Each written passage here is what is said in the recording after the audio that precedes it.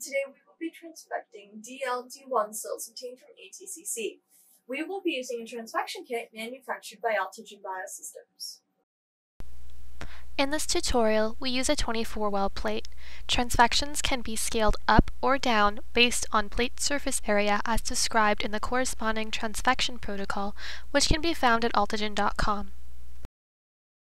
Start by seeding 500 microliters of cells in a complete growth medium into the wells. Cell density should be at 50,000 cells per milliliter.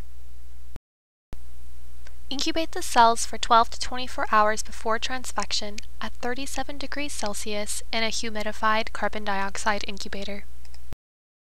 When you are ready to transfect, aspirate the growth medium, wash the cells once with PBS, and add 500 microliters of fresh growth medium.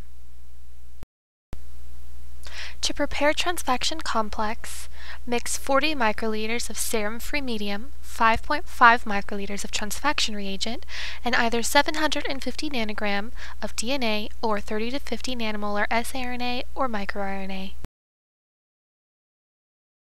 An optional step is to add 2 microliters of complex condenser, which increases transfection efficiency, but may also increase cytotoxicity. Incubate the prepared transfection complexes at room temperature for 15 to 30 minutes. Add the prepared transfection complexes to the 500 microliters of complete growth medium.